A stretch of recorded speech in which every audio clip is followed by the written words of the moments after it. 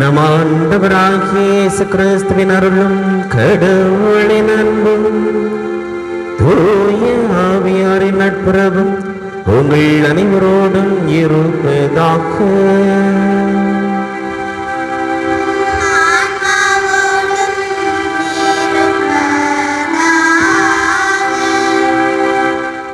நல்ல ஆயன் நானே, நல்ல ஆயன் தன் நாடுகளுக்காக உயிரை கொடுக்கிறான். இயற்கை சாரலில் மனங்கள் குளிர, பனிமே அன்னையின் கருணையில் கண்கள் பனிக்க, இறைவனின் அரவணைப்பும் பாதுகாப்பும் நம்மை தொடர இவன் ஆலயமுற்றம் குழுமி இருக்கும் அன்பு இறை மக்களே, உங்கள் அனைவரையும் வாழ்த்தி வரவேற்றுக் கொள்கின்றோம். ஆண்டின் 16வது ஞாயிற்றுக்கிழமையாகிய இன்று நாம் பரிவும் இரக்கமும் உள்ள மேய்ப்பர்களாகிட என்ற மைய சிந்தனையில் வழிபாட்டை தியானிக்க அழைக்கப்பட்டுள்ளோம். ஒரு குடும்பத்தை நிர்வகிக்க மேய்ப்பர்களாகிய நல் பெற்றோர் தேவை. ஒரு பங்கை வழிநடத்த நல் மேய்ப்பர்களாகிய அருள் தந்தையர் தேவை. பரிவும் இரக்கமும் உள்ள ஆயனால்தான் ஒரு நிறுவனத்தை கூட வளர்ச்சி பாதையில் கொண்டு செல்ல முடியும். ஆம், மேய்ப்பர்களின் வழிகாட்டுதல் சரிவர அமையவில்லை என்றால் ஆடுகள் சிதறி போகும், தம் மனம் போன போக்கில் சென்றுவிடும். ஆனால் நம் ஆண்டவர் இயேசு சிதறி போன வழி தவறி சென்ற ஆடுகளை மீட்கவே இவ்வுலகிற்கு வந்தார். பலியை அல்ல இரக்கத்தையே விரும்புகின்றேன் என்று கூறிய இயேசு அவ்வார்த்தைக்கு செயல் வடிவம் கொடுத்தார். விபச்சாரத்தில் பிடிபட்ட பெண்ணை அவரிடம் கொண்டு வந்த போது இனிமேல் பாவம் செய்யாதே என்று கூறி அவளை மன்னித்தார். இறக்கும் நிலையில் கூட தன்னை தூற்றிய கள்வனின் மேல் பரிவு கொண்டார். இன்றைய வாசகங்களும் கடவுளின் இரக்கத்தையும் அன்பையும் நமக்கு பறைசாற்றுவனவாக அமைந்துள்ளன. தன் பணி வாழ்வில் 3 ஆண்டுகள் ஏழை எளியோரை, ஒடுக்கப்பட்டோரை, தாழ்நிலையில் இருப்போரை தேடி சென்று அவர்கள் வாழ்வில் ஒளி தீபம் ஏற்றினார். நாமும் இயேசுவை முன்மாதிரியாக கொண்டு பரிவும் இரக்கமும் உள்ள மேய்ப்பர்களாக செயல்பட வரம் வேண்டி பலியில் இணைவோம், இறையாசீர் பெறுவோம். அன்பிற்குரியவர்களே, இன்றைய திருப்பலியிலே சிறப்பான விதத்திலே தன்னுடைய பிறந்த நாளை கொண்டாடுகின்ற ஜின்டோவை இறைவன் நிறைவாக ஆசீர்வதித்து தன்னுடைய அருள் வரங்களாலும் கொடைகளாலும் முழுவதுமாக நிரப்ப வேண்டும் என்று சிறப்பாக மன்றாடுவோம். மேலும் நம்மோடு வாழ்ந்து இறந்த sister Philomin, Victor Das, Michael Raj, Mari Arokiyam இவர்களுடைய ஆன்ம இலைப்பாற்றிக்காக சிறப்பாக மன்றாடுவோம். சகோதர சகோதரிகளை தூய மறை நிகழ்வுகளை கொண்டாட நாம் தகுதி பெறும் முரட்டு நம்முடைய பாவங்கள், குற்றம், குறைகள், பலவீனங்கள் இவற்றையெல்லாம் நினைத்து பார்த்து மனம் வருந்தி ஆண்டவரிடம் மன்னிப்பு வேண்டுவோம். எல்லாம் வல்ல இறைவனிடமும் நான் பாவியேன் ஏற்றுக்கொள்கின்றேன். என் சிந்தனையாலும் சொல்லாலும் செயலாலும் கடமையில் தவறியதாலும் பாவங்கள் பல செய்தேன். என் பாவமே என் பாவமே என் பெரும்பாவமே. ஆகையால் எப்பொழுதும் கன்னியான புனித மரியாவையும் வானதூதர் புனிதர் அனைவரையும் சகோதர சகோதரிகளை உங்களையும் நம் இறைவனாக ஆண்டவரிடம் எனக்காக வேண்டிக் கொள்ள மன்றாடுகின்றேன். எல்லாம் வல்ல இறைவன் நம் மீது இரக்கம் வைத்து நம் பாவங்களை மன்னித்து நம்மை நிலை வாழ்வுக்கு அழைத்து செல்வாராக.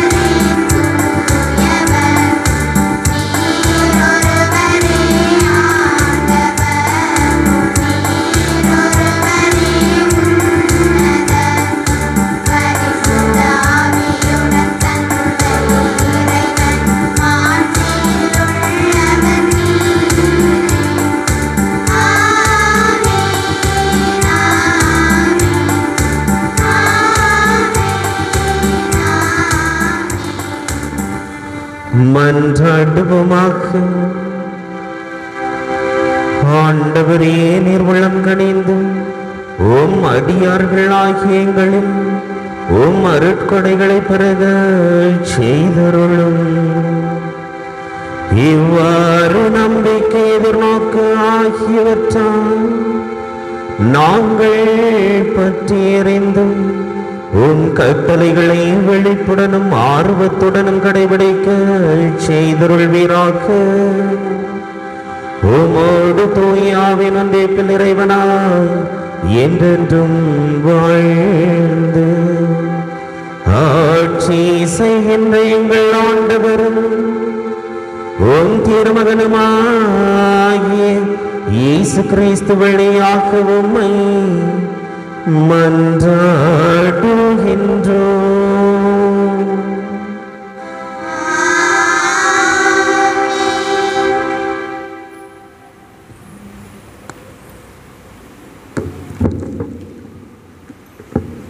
இன்றைய முதல் வாசகமானது இறைவாக்கினர் எரேமியா நூலிலிருந்து எடுக்கப்பட்டுள்ளது.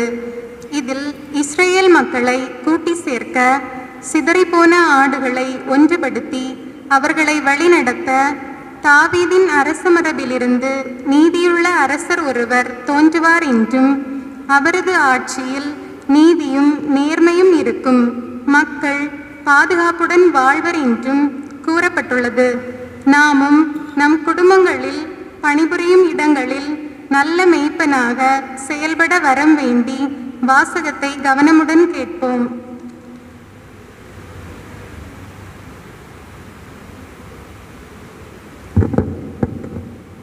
முதல் வாசகம் இறைவாக்கினர் எரேமியா நூலிலிருந்து வாசகம். 23ஆம் அதிகாரம் 1 முதல் 6 வரை உள்ள இறை வார்த்தைகள். ஆண்டவர் கூறுவது: என் மேய்ச்சலுக்குட்பட்ட ஆடுகளை அழித்து சிதறடிக்கும் மேய்ப்பர்களுக்கு ஐயோ கேடு. தம் மக்களை வழிநடத்தும் மேய்ப்பர்களுக்கு எதிராக இஸ்ரேலின் கடவுளாகிய ஆண்டவர் கூறுவது இதுவே: நீங்கள் என் மந்தையை சிதறடித்து விட்டீர்கள், அதனை துரத்தி அடித்தீர்கள், அதனை பராமரிக்கவில்லை. இதோ உங்கள் தீச்செயல்களின் காரணமாக உங்களை தண்டிக்கப் போகிறேன் என்கிறார் ஆண்டவர். என் மந்தையில் எஞ்சியிருக்கும் ஆடுகளை நான் துரத்தி அடித்த அனைத்து நாடுகளில் இருந்தும் கூட்டி சேர்த்து அவர்களுக்குரிய ஆட்டுப்பட்டிக்கு கொண்டு வருவேன். அவையும் பல்கி பெருகும். அவற்றை பேணி காக்க நான் மேய்ப்பர்களை நியமிப்பேன்.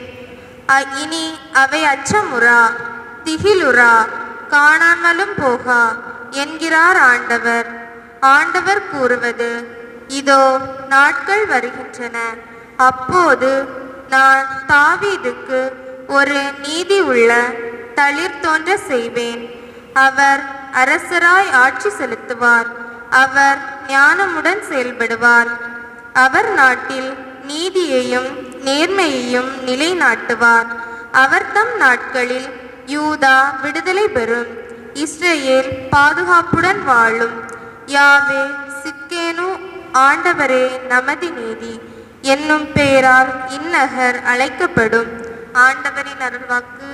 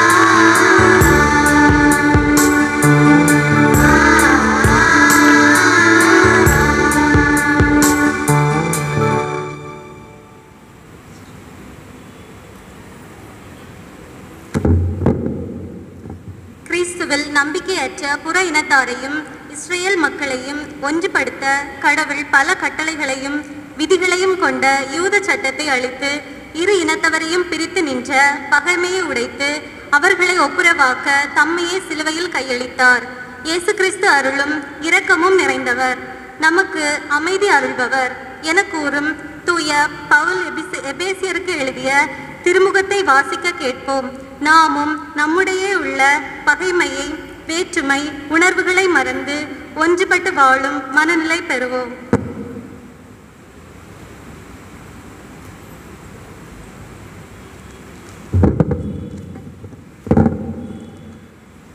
திருத்தூதர் பவுல் எபேசியருக்கு எழுதிய திருமுகத்திலிருந்து வாசகம். 2ஆம் அதிகாரம் 13 முதல் 18 முடிய உள்ள இறை வார்த்தைகள். சகோதர சகோதரிகளே, ஒரு காலத்தில் தொலைவில் இருந்த நீங்கள் இப்பொழுது இயேசு கிறிஸ்துவோடு இணைந்து அவரது இரத்தத்தின் மூலம் அருகில் கொண்டு வரப்பட்டிருக்கிறீர்கள். ஏனெனில் அவரே நமக்கு அமைதி அருள்பவர். அவரே இரண்டு இனத்தவரையும் பிரித்து நின்ற பகைமை என்னும் சுவரை தமது உடலில் ஏற்ற துன்பத்தின் வழியாய் தகர்த்தெறிந்து அவர்களை ஒன்றுபடுத்தினார். பல கட்டளைகளையும் விதிகளையும் கொண்ட யூத சட்டத்தை அளித்தார். இரு இனத்தவரையும் தம்மோடு இணைந்திருக்கும் புதியதொரு மனித இனமாக படைத்து அமைதி ஏற்படுத்தவே இவ்வாறு செய்தார். தாமே துன்புற்று பகைமையை அளித்தார். சிலுவையின் வழியாக இரு இனத்தவரையும் ஓருடலாக்கி கடவுளோடு ஒப்புரவாக்க இப்படி செய்தார். அவர் வந்து தொலையில் இருந்த உங்களுக்கும் அருகில் இருந்த அவர்களுக்கும் அமைதியை நற்செய்தியாக அறிவித்தார். அவர் வழியாகவே இரு இனத்தவராகிய நாம் ஒரே தூய ஆவி மூலம் நம் தந்தையை அணுகும் பேறு பெற்றிருக்கிறோம். ஆண்டவரின் அருள்வாக்கு.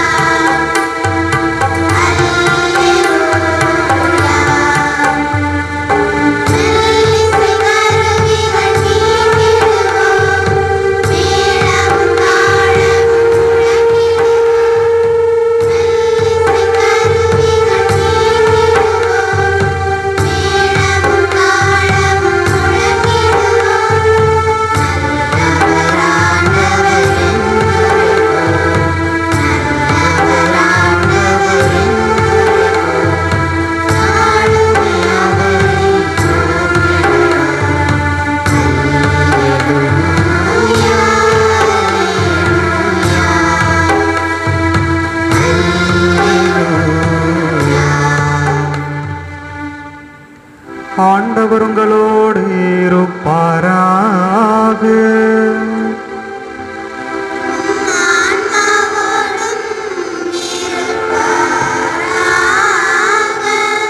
தூய மார்க் எழுதிய பரிசுத்த நற்செய்தியிலிருந்து வாசகம்.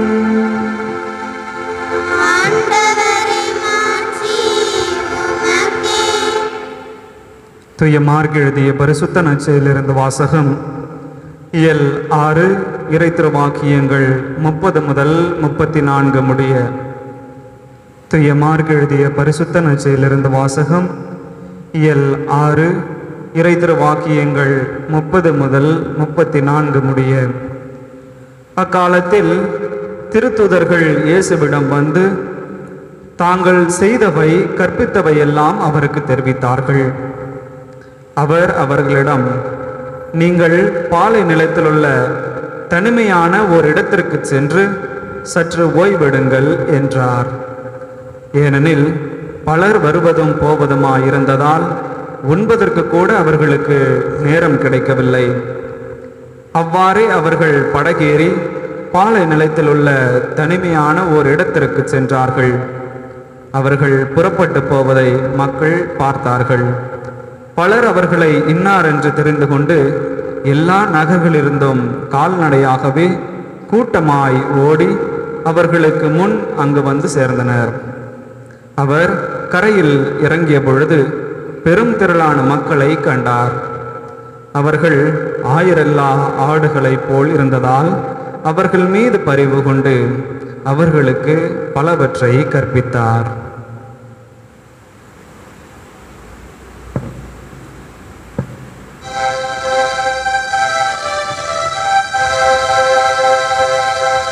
ஆண்டவரின் அருள்வாக்கு.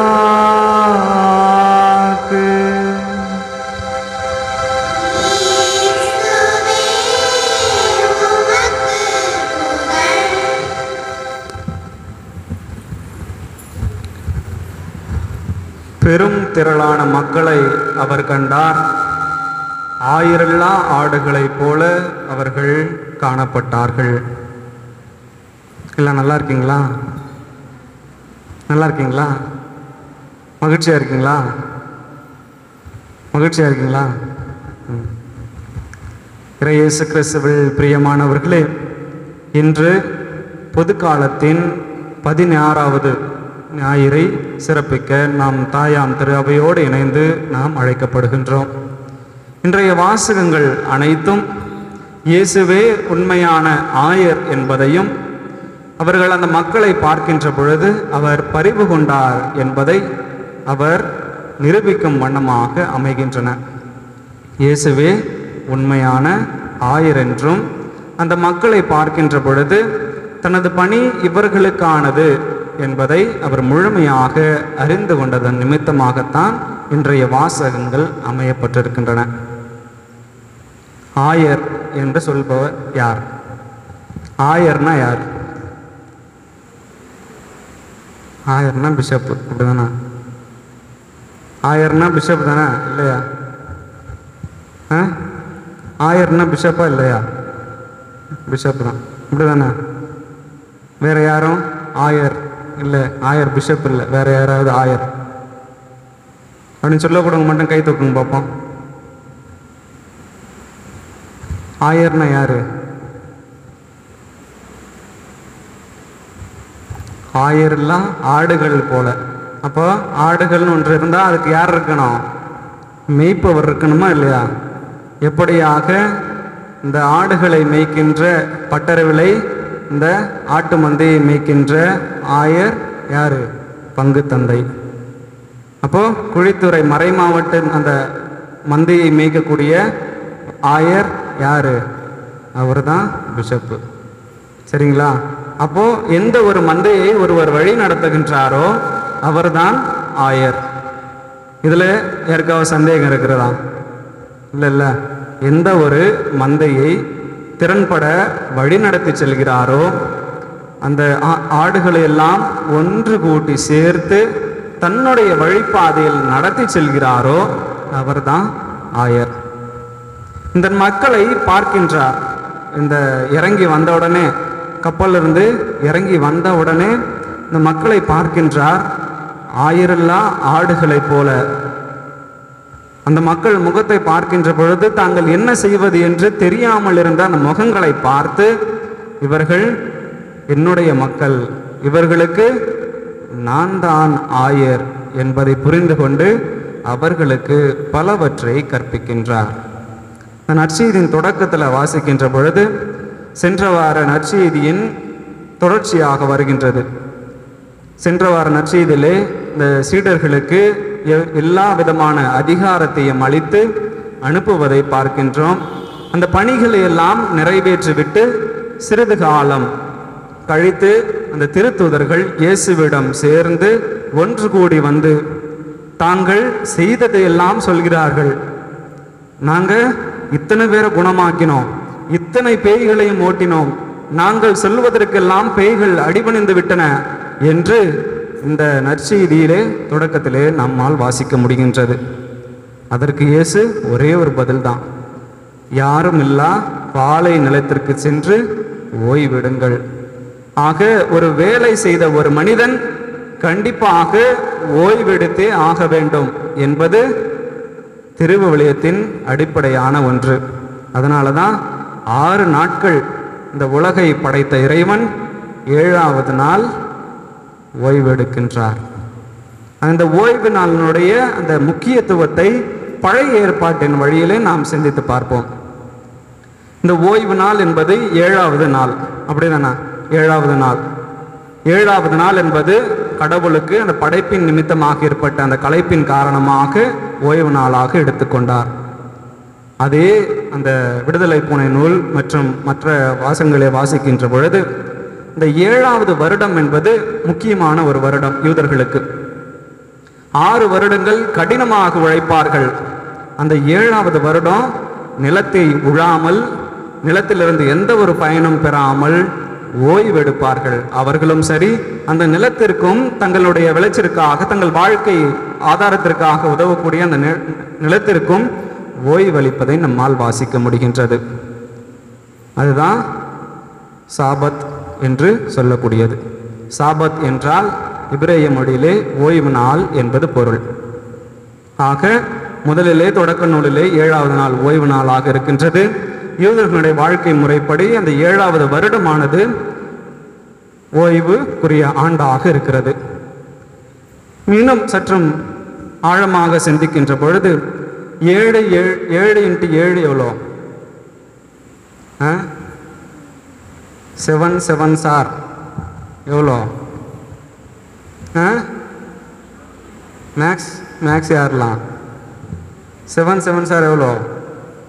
49. அப்போது 7 அந்த 7 ஆண்டுகள் கழித்து 49வது வருடம் கழித்து அந்த 50வது வருடம் அவர்களுக்கு யூபிலி ஆண்டு. இப்போதான் தெரிஞ்சுக்கணும் நம்ம யூபிலி ஆண்டு ஏன் கொண்டாடப்படுது.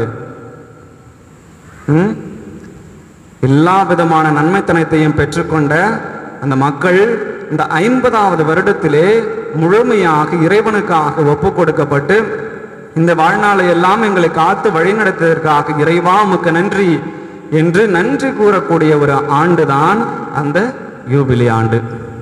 ஆக இந்த யூபிலி ஆண்டு அவர்களுக்கு, யூதர்களுக்கு ஒரு முக்கியமான ஆண்டு. அந்த யூத சமுதாயத்திலிருந்து பிறந்த இயேசு கிறிஸ்துவும் இங்கே பணியின் நிமித்தமாக களைப்புறம் வந்திருக்கும் திருத்தூதர்களை பார்த்து சற்று ஓய்வெடுங்கள் என்று கூறுகிறார். ஏன் ஓய்வெடுக்கணும் என்று சிந்திக்கின்ற பொழுது இதுதான் ரீசன். சரிங்களா? ஏன் பணி நிமித்தமாக ஓய்வெடுக்கணும்? ஏன் சனிக்கிழமை ஆன்லைன் கிளாஸ்லேருந்து லீவ் விடுறாங்க? சற்று ஓய்வெடுக்கணும். ஏன் ஞாயிற்றுக்கிழமை கோயிலுக்கு போனோம்? 6 நாள் என்னை திறன்பட வழி நடத்திய ஆண்டவரே உமக்கு நன்றி என்று சொல்லக்கூடிய மக்களாக இருக்க வேண்டும் என்பதற்காகத்தான் ஞாயிற்றுக்கிழமையில் என்ன செய்கிறோம்? கோயிலுக்கு வரோம். ஆக ஓய்வு நாள் என்பது அங்கே வாழ்ந்த மக்களுக்கு ஒரு முக்கியமான ஒரு நாள். ஆகத்தான் இந்த திருத்தூதர்களுக்கு சற்று ஓய்விடுங்கள். அந்த ஓய்வு அளிக்கும் அந்த நேரத்தையும் அந்த மக்கள் விடவில்லை. அவர்கள் எங்கே செல்கிறார் என்று பார்க்கிறார்கள். அவர்கள் வந்து சேரும் முன்னரே அவர்கள் ஓடி வந்து அந்த இடத்தை அடைபவர்களாக இருக்கிறார்கள். அப்பொழுதுதான் இயேசு அவர்களை பார்த்து பரிவு கண்களை நோக்குகின்றார். இந்த மக்கள் என்னுடைய மக்கள், சிதறண்டு இருக்கக்கூடிய மக்கள் இவர்களுக்கு ஒரு சிறந்த ஆயர் தேவை. அதனால தான் நானே நல்ல ஆயன் என்று மறைமுகமாக அவர்களுக்கு தனது கற்பனைகள் மூலம், படிப்பினைகள் மூலம் கற்றுத்தருகிறார்.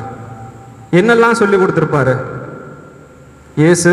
இங்கே அந்த மக்களுக்கு பலவற்றை கற்பித்தார் என்று சொல்லப்படுகிறது. என்னெல்லாம் கற்பித்திருப்பார்? என்னெல்லாம் கற்பித்திருப்பாரு? சீடர்களுக்கு என்னெல்லாம் கற்பிச்சாரு? 20 ரூபா போங்க, ஏதாவது பேய் வந்தால் பேயை ஓட்டுங்கள், மக்கள் நோய் நொடியோடு இருந்தால் அவர்களை குணமாக்குங்கள். இது பணியின் நிமித்தமாக அவர்களுக்கு கொடுக்கப்பட்ட படிப்பினைகள். மக்களுக்கு என்ன கற்பிச்சிருப்பாரு?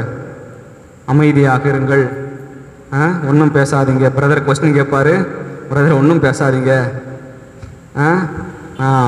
பூசை தொடங்குறதுக்கு முன்னாடி ஒரு பையன்கிட்ட கேட்டேன், 4 கொஸ்டின் கேட்போன்டா அவன்கிட்ட, ஆன்சர் சொல்லுங்களேன் லைட்டா அப்படின்னா. அந்த சிறுவன் நம்மிடையே இருக்கிறான், சரிங்களா? ஆக முன்னாடியே ஆன்சர் சொல்லி கொடுத்தா அது என்னது? ஆன்லைன் எக்ஸாம், அப்படி தானே? முன்னாடியே ஆன்சர் தெரிஞ்சு வச்சுக்கிட்டு இப்படி எழுதுறது ஆன்லைன் எக்ஸாம். இயேசுனுடைய படிப்பினைகள் அப்படியாக இல்லை. இறைவன் யாராக இருக்கின்றார், ஏன் இறைவனிடம் நாம் நம்பிக்கை கொள்ள வேண்டும், நம்பிக்கைக்குரிய மக்கள் யார் யார் என்பதை அவர்களுக்கு கற்பிப்பவராக இருக்கின்றார். இதைத்தான் பலவற்றை கற்பித்தார் என்று சொல்லப்படுகிறது. ஆக இன்றைய வாசகங்கள் நமக்கு, சிறு குழந்தைகளாக இருக்கிற நமக்கு, இளம் பெண்களாக, இளைஞர்களாக, வழிகாட்டிகளாக இருக்கக்கூடிய நமக்கு என்ன சொல்லி தருகிறார் என்று பார்க்கின்ற பொழுது, நாம் பகிர்தல் என்ற ஒரு உன்னத மனப்பான்மையை பெற்றிருக்க வேண்டும் என்பதைத்தான் இன்றைய வாசகங்கள் நமக்கு அழைப்பு விடுக்கின்றன. இயேசு கிறிஸ்து அந்த பிறப்பை ஒட்டிய நிகழ்ச்சிகள் அனைவருக்கும் தெரிந்திருக்கும். அந்த அன்னை மரியாளும் சூசையப்பரும் இயேசு அந்த உதிரத்தில் தாங்கி ஒவ்வொரு வீடாக செல்கின்ற பொழுது, இங்கே இடம் இல்லை, இங்கே இடம் இல்லை அப்படின்னு சொல்லி அனுப்பிடுவாங்க. கடைசியில் ஒரு மாட்டுத் தொழுவத்திலே பிறப்பார். அப்படி தானே? அப்படி தானே? வழக்கமாக இந்த கிறிஸ்மஸ் காலங்களில் இந்த ஸ்கூலில் சரி, சப்போஸ் கிறிஸ்மஸ் கொண்டாடுவாங்க. அப்படியாக கொண்டாடுகின்ற பொழுது ஒரு அருட்கண்ணியர்கள் வைத்து நடத்தக்கூடிய ஒரு பள்ளி, மிகப்பெரிய பள்ளி, சரிங்களா? அந்த பள்ளியில் அதே மாதிரி சப்போஸ் கிறிஸ்மஸ் வைக்கிறாங்க. அப்போது ஒவ்வொரு வகுப்பிற்கும் ஒவ்வொரு நாடகமானது பிரித்து கொடுக்கப்படுகிறது. நீங்கள் இந்த நாடகத்தை செய்யுங்க, நீங்கள் இந்த நாடகத்தை செய்யுங்க. அப்போ அந்த 6th பசங்களுக்கு மட்டும் கிறிஸ்து பிறப்பை ஒட்டிய நிகழ்ச்சிகள் நாடகமாக நடித்து காட்ட வேண்டும் என்று சொல்லப்படுகிறது. அதுக்கு ஒரு சிஸ்டரும் இன்சார்ஜாக இருக்கிறாங்க, சரிங்களா? அப்போது கரெக்டாக அந்த நாள், சப்போஸ் கிறிஸ்மஸ் என்பது ஏறக்குறைய அந்த கிறிஸ்மஸுக்கு 3 நாள் முன்னாடி நடக்கும். 22ஆம் தேதியோ 21ஆம் தேதியோ அந்த ஸ்கூல் கடைசி நாளில் நடக்கும். அந்த நாள் வருகின்றது. ஒவ்வொரு கிளாஸாக அந்த நாடகத்தை அரங்கேற்றுகிறார்கள். 6th அந்த நாடகம் வருகிறது. அந்த நாடகம் வருகின்ற பொழுது அனைவருமே பயங்கர மேக்கப்பில் ரொம்ப அழகாக ரெடி ஆயிட்டாங்க. அன்னை மரியாளுக்கு அழகாக தூதுரைக்கப்பட்டது. அன்னை மரியாள் அந்த கருவருகிற காட்சி தத்ரூபமாக அழகாக வடிவமைக்கப்பட்டிருந்தது. இந்த ஏரோது கொல்ல போகிறார் என்று தெரிந்த உடனே என்ன செய்வாங்க? எழுந்து ஓடி போவாங்க.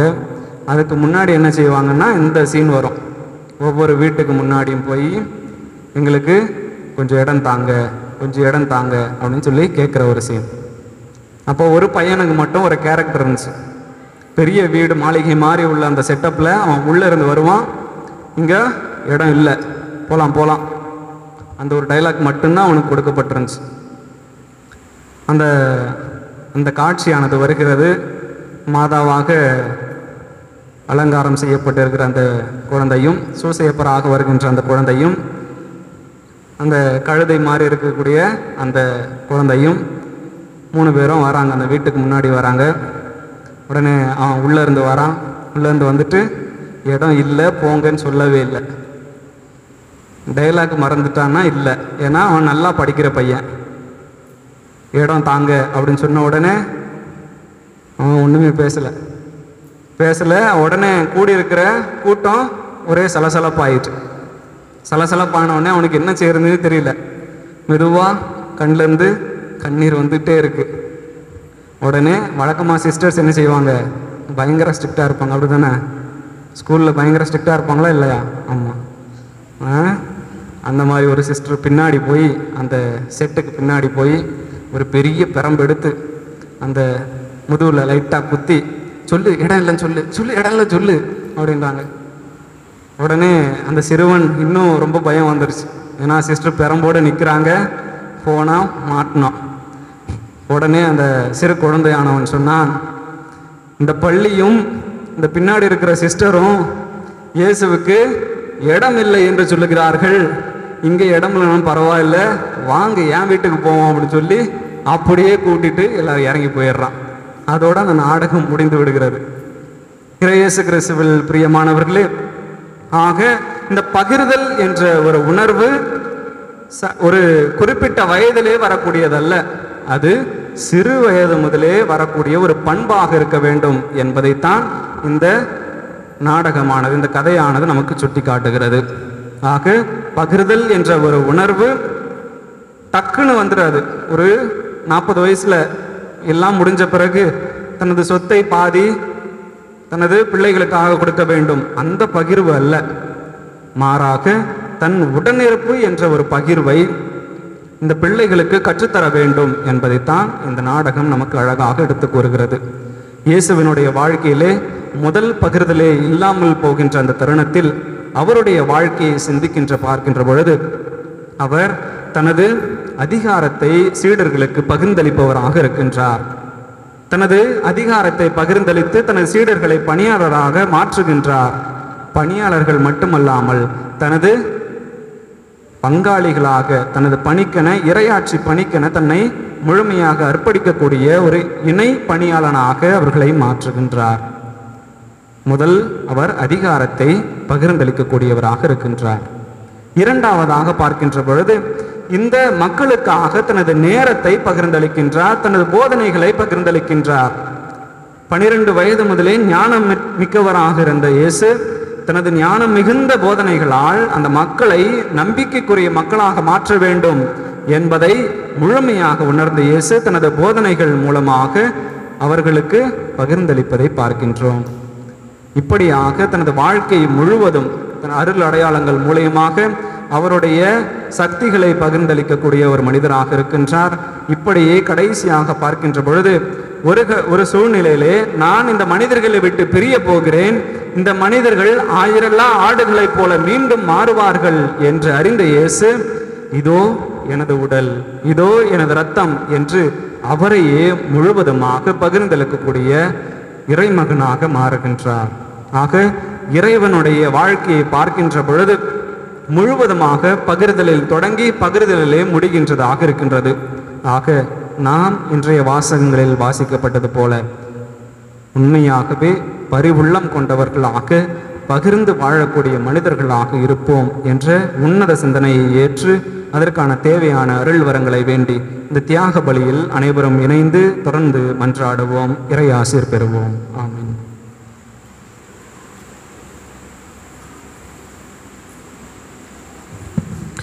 எழுந்து நின்ற நம்முடைய விசுவாசத்தை அறிக்கையிடுவோம்.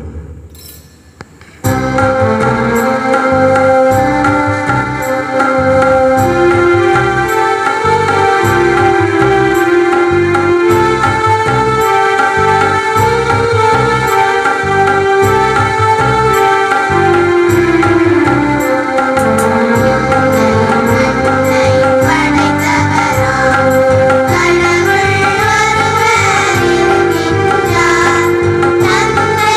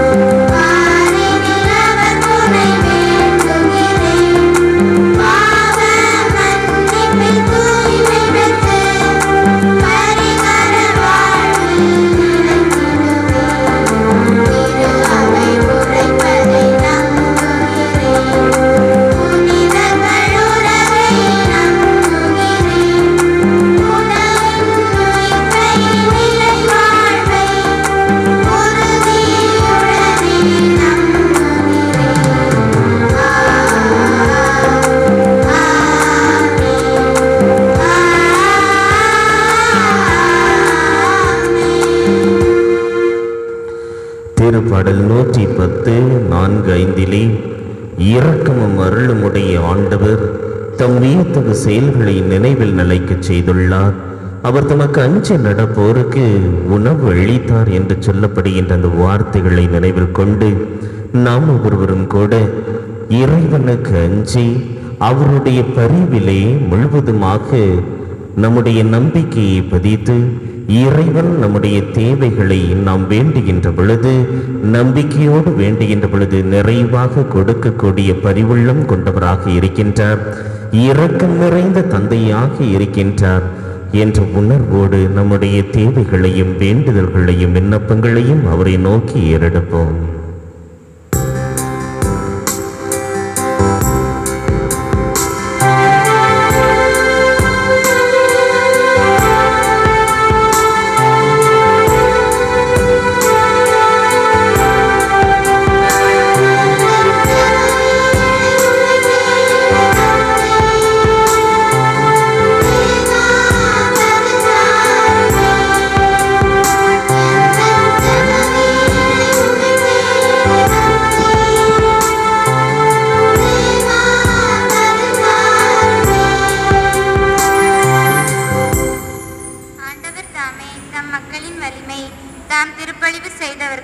அவரே பாதுகாப்பான அரண் என்ற திருப்பாடல் வரிகளுக்கேற்ப நீர் திருப்பொழிவு செய்து தேர்ந்தெடுத்த திரு அவையினர் ஒவ்வொருவருக்கும் நல்ல உடலுள்ள நலமளித்து காத்தருளும். எந்த விதமான கொடிய நோய் தொற்றுகளும் அவர்களை அணுகாதவாறும், கொரோனா நோயால் பாதிக்கப்பட்டு சிகிச்சை பெறுவோர் அதிலிருந்து மீண்டு தம் பணியை தொடர்ந்து ஆற்றவும் அருள் தர வேண்டுமென்று ஆண்டவரே உம்மை மன்றாடுகிறோம்.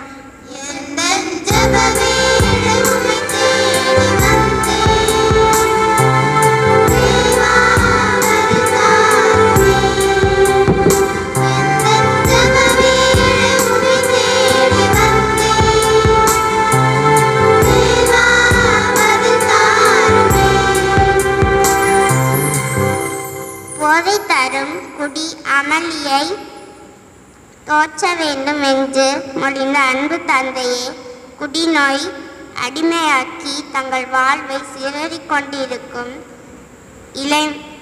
இளையோர் குடும்ப தலைவர் அருளால் விடுதலை பெற்று நிலையான வாழ்வு வாழ வேண்டும் என்று உம்மை மன்றாடுகின்றோம்.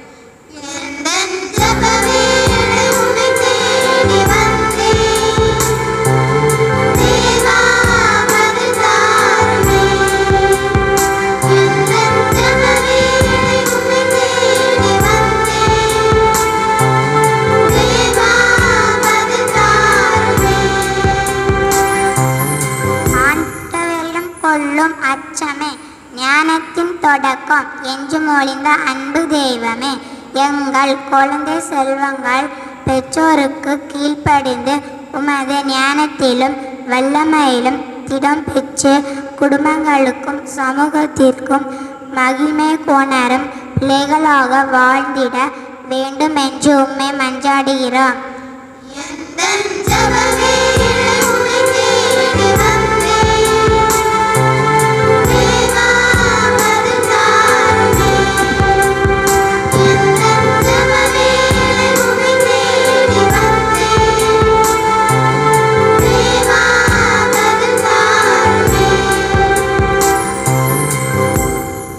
பலியை அல்ல இரக்கத்தையே விரும்புகின்றேன் என்று மொழிந்த அன்பு தந்தையே, எங்கள் அண்டை அயலார் தேவையில் உடனிருந்து உதவவும், கொரோனா நோய் தொற்றால் பாதிக்கப்பட்டவர்களுக்காக ஜெபிக்கவும், வாழ்வாதாரங்களை இழந்து தவிப்போருக்கு பரிவும் இரக்கமும் உள்ள மெய்ப்பர்களாக உதவிக்கரம் நீட்டிடவும் நல்மனதை தர வேண்டும் என்று உம்மை மன்றாடுகின்றோம்.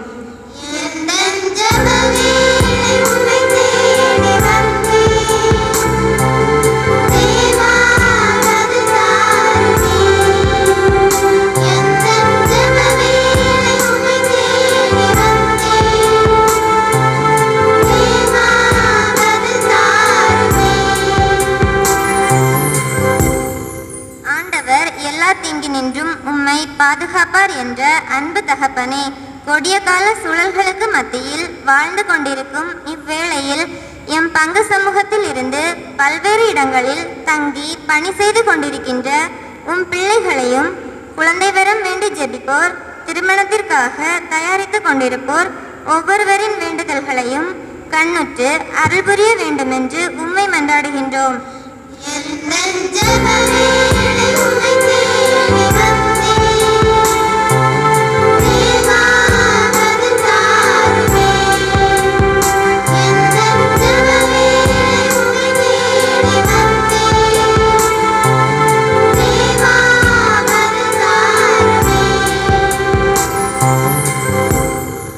இப்பொழுது நம்முடைய தனிப்பட்ட தேவைகளுக்காகவும் நம்முடைய குடும்பங்களின் நலன்களுக்காகவும் மௌனமாக மன்றாடுவோம்.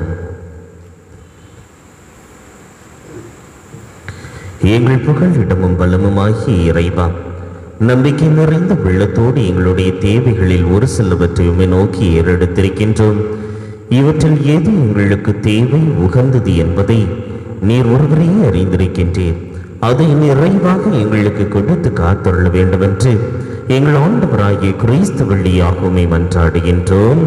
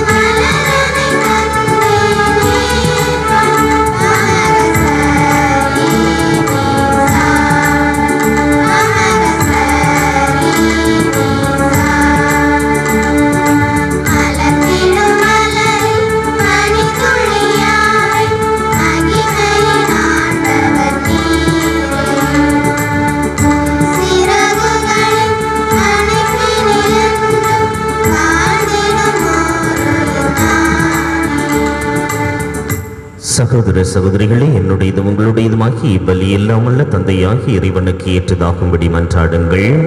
ஆண்டவர் தமது பெயரின் புகழ்ச்சிக்காகவும் மாட்சிக்காகவும் நமது நன்மைக்காகவும் புனித திரு அவை அனைத்து நலனுக்காகவும் உமது கையிலிருந்து பலி ஏற்றுக்கொள்வாராக. கருணை கடலாகிய இறைவா,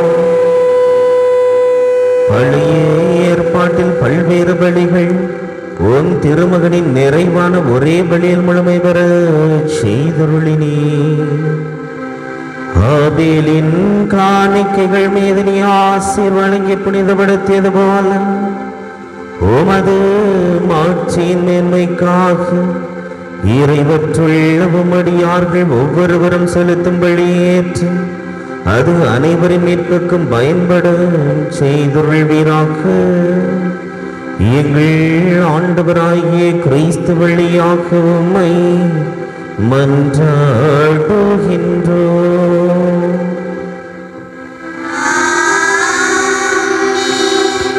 ஆண்டவர் உங்களோடு இருப்பாராக.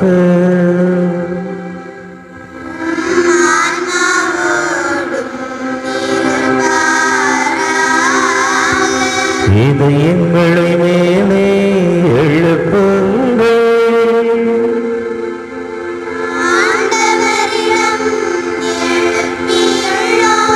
நம் இறைவனாகிய ஆண்டவருக்கு நன்றி கூறுவோம். அது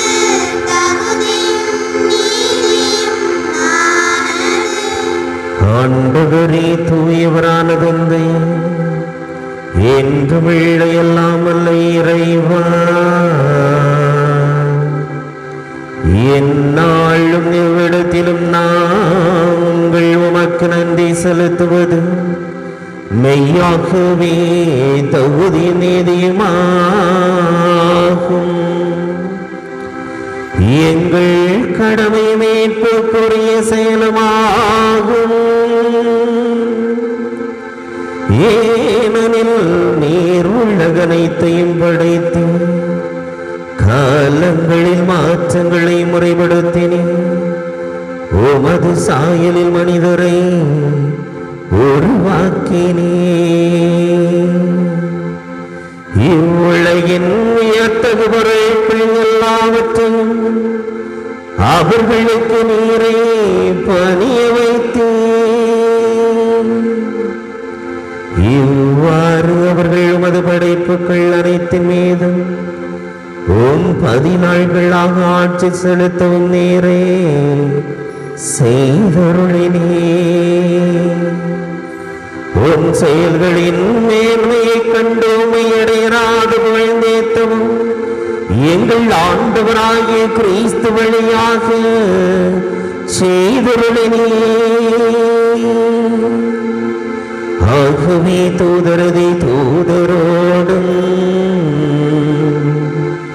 அரியணை சூழ்வோர் ஆட்சி புரிவோர் மற்றும் வானக சேனையின் அணிகள் அனைவரோடும் சேர்ந்து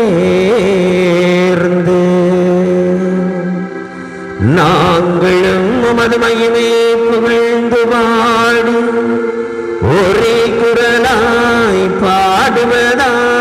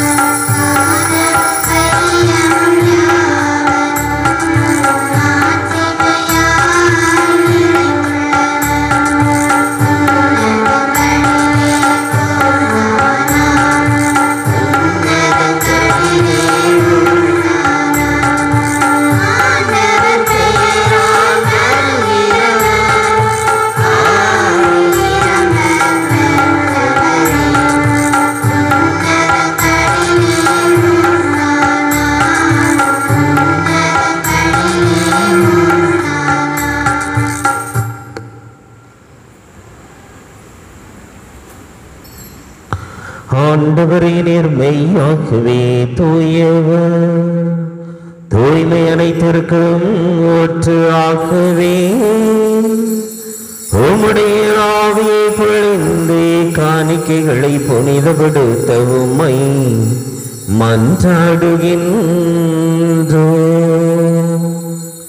இவ்வாறு எங்கள் ஆண்டவர் இயேசு கிறிஸ்துவின் திருவுடலும் திரு இரத்தமுமாக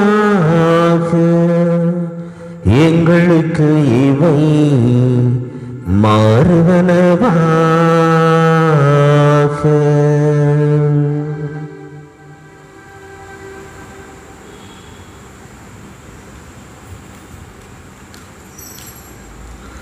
அவர் பாடுபட வெள்ளம் கனிந்து தம்மை கையளித்த போது அப்பத்தை எடுத்து நன்றி செலுத்தி அதை பெற்று தம் சீடர்களுக்கு அளித்து அவர் கூறியதாவது: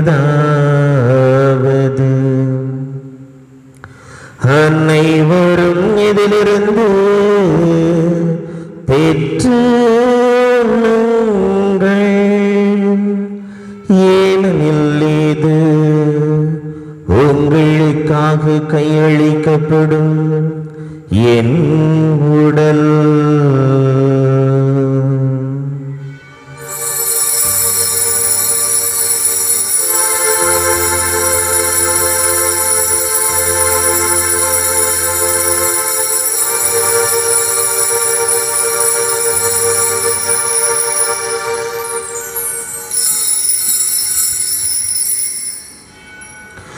அவ்வண்ணமே இரவு விருந்தை அருந்தியபின் கிண்ணத்தையும் எடுத்து மீண்டும் உமக்கு நன்றி கூறி தம் சீடர்களுக்கு அளித்து அவர் கூறியதாவது, அனைவரும் இதிலிருந்து பெற்று பருகுங்கள், ஏனெனில் இது புதிய நிலையான உடன்படிக்கைக்குரிய என் இரத்தத்தின் கிண்ணம்.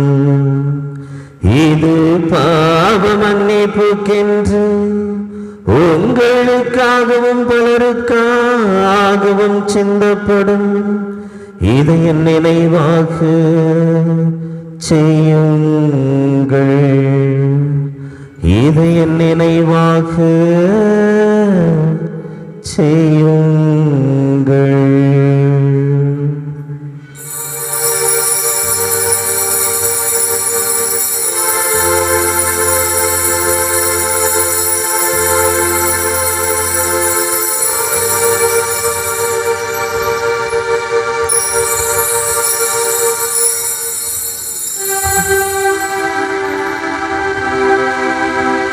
நம்பிக்கையின் மறை பொருள்.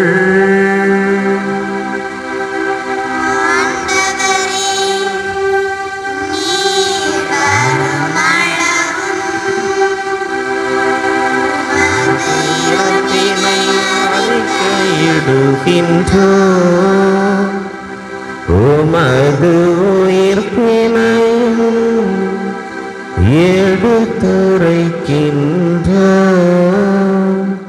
ஆகவே ஆண்டவரே, நாங்கள் கிறிஸ்துவின் இறப்பினை உயிர்ப்பினை நினைவு கூர்ந்து வாழ்வு தரும் அப்பத்தை மேற்பள்ளிக்கும் கிண்ணத்தையும் உமக்கு ஒப்புக் கொடுக்கின்றோம். உம் திருமுன் நின்று உமக்கு ஊழியம் புரிய தகுந்தவர்கள் என எங்களை ஏற்றுக்கொண்டீர். எனவே உமக்கு நன்றி செலுத்துகின்றோம். மேலும் கிறிஸ்துவின் உடலிலும் இரத்தத்திலும் பங்கு கொள்ளும் எங்களை தூய ஆவியார் ஒன்று சேர்க்க வேண்டும் என உம்மை தாழ்மையுடன் மன்றாடுகின்றோம். ஆண்டவரே, உலகெங்கும் பரவியிருக்கும் அது திரு அவையை நினைவு கூர்ந்தருளும். எங்கள் திருத்தந்தை பிரான்சிஸ், எங்களுடைய மறை மாவட்டத்தினுடைய அப்போஸ்தலிக்க பரிபாலகர் மேதகாயர் அந்தோனி பாப்புசாமி, எல்லா திருநிலையினர் ஆகிய அனைவரோடும் உமது திரு அவை அன்பில் நிறைவு பெறச் செய்த அன்பு தந்தை இறைவா, இன்று தனது 2வது பிறந்த நாளை கொண்டாடுகின்ற ஜின்ட்ரோ என்ற குழந்தையை நிறைவாக ஆசீர்வதித்து இவருக்கு நல்ல உடலுள்ள ஆன்ம நலத்தை நிறைவாக கொடுத்து காத்து வழி நடத்த வேண்டும் என்று சிறப்பாக மன்றாடுகின்றோம்.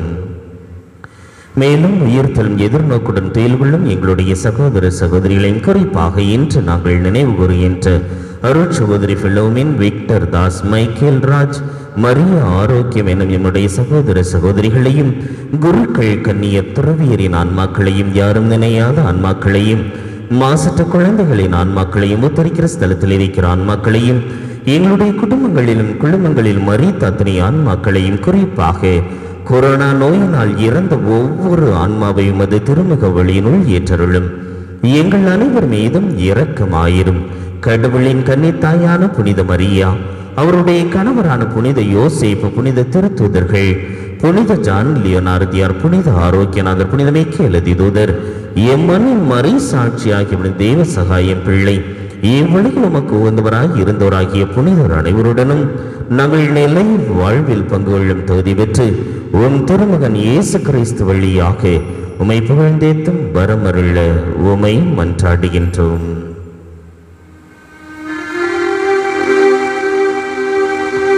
இவர் வழியாக இவரோடு இவரின் எல்லாம் இறைவனாகிய தந்தையே, தூய ஆவியாரின் ஒன்றே பின் எல்லா புகழும் மாற்றும் என்றென்றும் உமக்கு உரியதே.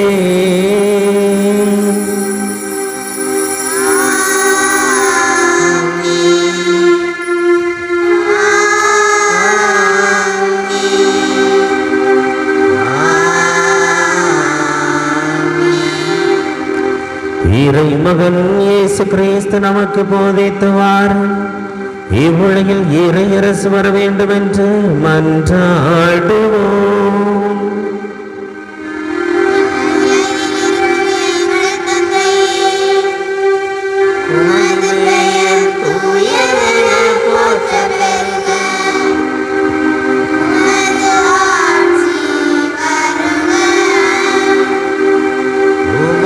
திருவிழம் விண்ணுலகில் நிறைவேறுவதுவாக மண்ணுலகிலும் நிறைவேறுக. எங்கள் அன்றாட உணவை இன்று எங்களுக்கு தாரும். எங்களுக்கு எதிராக குற்றம் செய்தோரை நாங்கள் மன்னிப்பது போல எங்கள் குற்றங்களை மன்னியும். எங்களை சோதனைக்கு உட்படுத்தாதே, தீமையிலிருந்து எங்களையும் விடுவித்தரும். ஆண்டவரே, தீமை அனைத்திலிருந்தும் எங்களை விடுவித்தும் எங்கள் வாழ்நாளின் அமைதியை கனிவுடன் அருளவுமை மன்றாடுகின்றோம். உமது இரக்கத்தின் உதவியால் நாங்கள் பாவத்திலிருந்து எப்போதும் விடுதலை பெற்று யாதொரு கலக்கமுமின்றி நலமாயிருப்போமாக. நாங்கள் எதிர்நோக்கி இருக்கும் பேரின்பத்துக்காகவும் எம் மீட்பராகிய இயேசு கிறிஸ்துவின் வருகைக்காகவும் காத்திருக்கின்றோம்.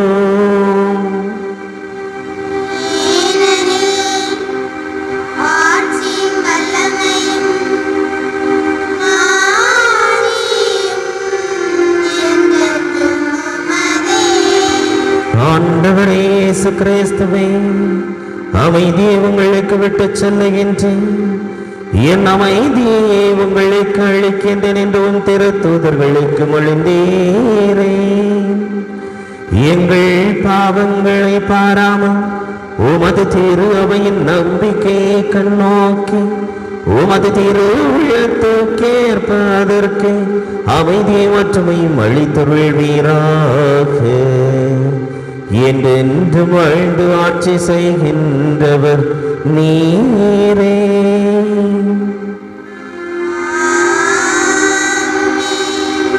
ஆண்டவருடைய அமைதி உங்கள் அனைவரோடும் இருப்பதாக.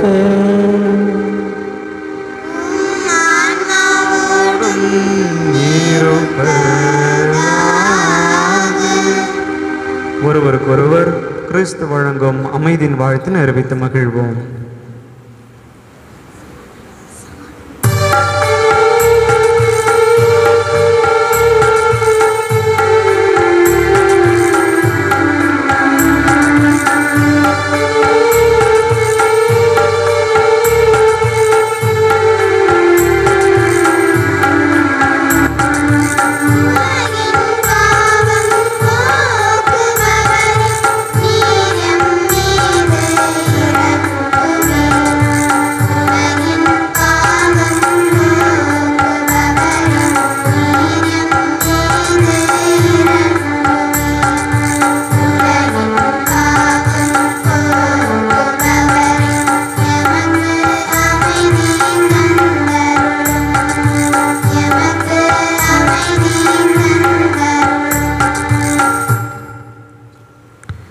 இதோ இறைவனின் செம்மறி, இதோ உலகின் பாவங்களை எல்லாம் போக்குகின்றவர்.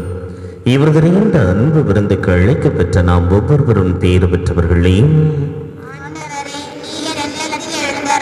நான் தகுதியற்றவர், ஆனால் ஒரு வார்த்தை மட்டும் சொல்லியேன், எனது ஆன்மா நலமடையும். கிறிஸ்துவின் திருவுடலும் திரு ரத்தம் நம்மை காத்து நமக்கு நிலை வாழ்வு அளிப்பதாக.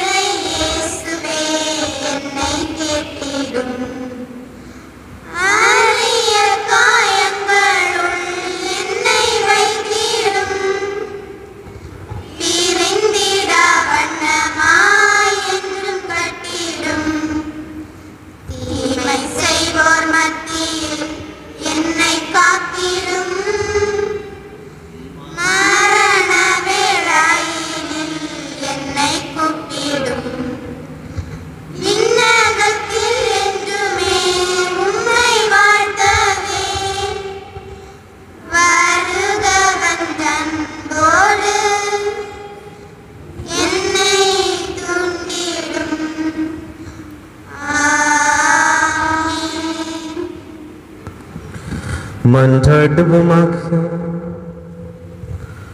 ஆண்டவரே, விண்ணகமறை நிகழ்வுகளால் நீர் நிறைவு செய்தவும் மக்களுடன் கனிவாய் தங்கி இருக்கவும் வேண்டுகின்றோம். பழைய நிலையிலிருந்து வாழ்வின் புதிய நிலைக்கு நாங்கள் கடந்து செல்ல செய்வீராக. எங்கள் ஆண்டவராகிய கிறிஸ்து வழியாகவும் மன்றாடுகின்றோம்.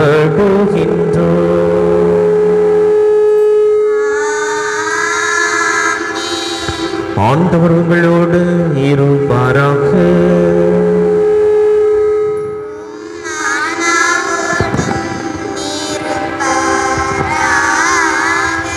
எல்லாம் வல்ல இறைவன் தந்தை மகன் தூய ஆவியாரின் ஆசி உங்கள் மீது இறங்கி உங்களோடு என்றும் தங்குவதாக.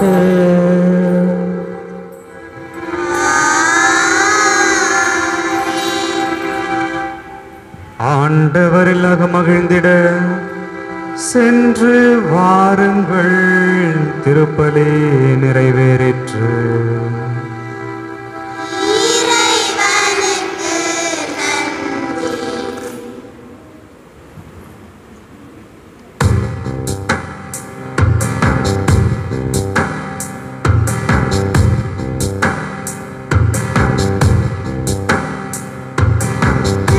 La la la la la la la la la la.